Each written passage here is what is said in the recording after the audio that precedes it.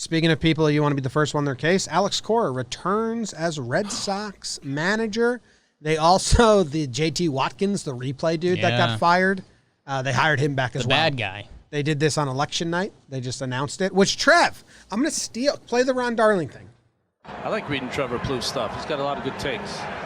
Phenomenal tweet by Trev when you said, if you have to announce your managerial hire as a, what's the term, like dump, like a news dump, Friday election day news dump, if you can't announce it with pride, maybe it's a weird hire or bad hire.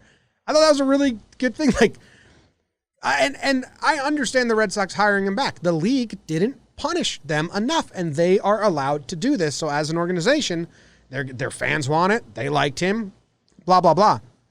But you have to announce it with pride and not a Friday night news dump if you're the Red Sox. Otherwise, it's just very weird. On that specific Friday. Yeah. Yes, exactly. Look, how long we got? Because I can do Alex Cora hate for a long time. 30 seconds then. Okay, I'll do it quickly. I'm not a big fan of the move. However long as you guys know. Yeah. I love Sam Fuld. I was talking to Sam throughout the whole process. He really wanted the job. He's turned down other managerial interviews. This was one he wanted. He's from that part of the country. Obviously, he didn't get it, which I think is a huge mistake by the Red Sox. And I think it's a huge mistake by Heim. And from all that I've heard, he was pretty much pressured in. This is the thing, though, about Alex, and people do like him in Red Sox Nation, but that's because he brought him a World Series championship. Well, he has the Red Sox. He had a very good vibe for the city and the swagger, and like I don't hate really managers easy a to lot. do that. He got under my skin, and Boston loves that. He was like their tough guy. It's really easy to do that when you have the best team in the big leagues.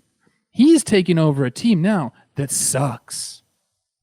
So what are they going to do? When they're third in the AL East, maybe fourth in the AL East come July, and Alex Cora is sitting there like, well, look, I'm a manager. I can't play. What are they going to do? Is he going to be the savior still? That doesn't make any sense to me. So honestly, maybe Heim has a little bit of tricks up his sleeve. I think he did want Sam Fuld. And I think he's like, you know what? Let's have Alex in here. You guys want him so bad. You're pressuring me to take him. Let's have Alex in here. We're going to lose for a few years. Get him out. Bring out my boy Sam in. I really think that could happen. Because, look, they like Alex because he won. They are not going to win anytime soon. Unless something drastic happens. Well, Trevor. So what if I just don't understand. I could keep going on about the cheating. I think we've touched on that enough. It just seems to me like it's a weird thing. The reason they love Alex Cora is because he brought him a World Series championship in 2018. Yep. They're not going to be good. So, like, are they going to love him when they're bad? Doesn't seem like that's something that the city of Boston does. They don't love people when they're bad at sports. Well, that's just the bottom line. They can look at this year and they can pivot from this year so easily. Renke was basically a zombie. John was on that early. They get Cora back, and it's swagger, Trev. And you know what's better than swagger? How about Chris Sale and Erod coming back?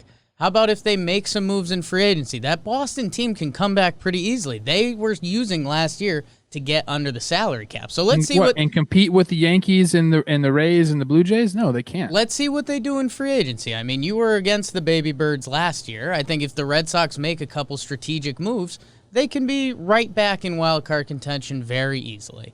And then Cora will be all hot in the streets again. So I don't know. I get it. Kind of what Jimmy said. I mean that city and that team really loved Cora, and that's kind of a manager's job nowadays. I mean, a lot of the decisions are predetermined.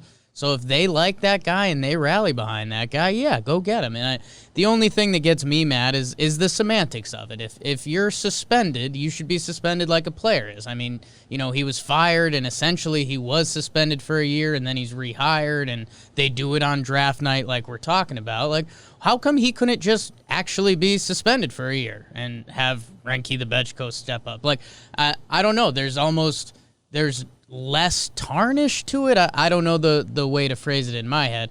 It's semantical either way.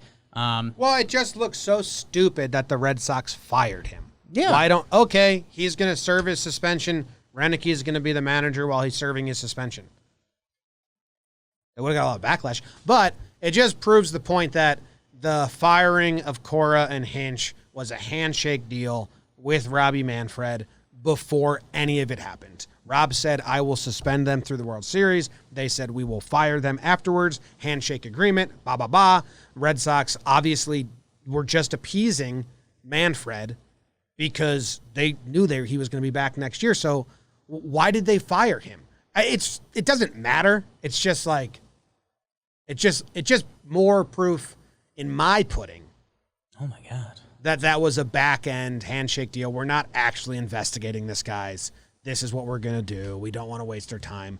You agree to fire them as soon as we do it.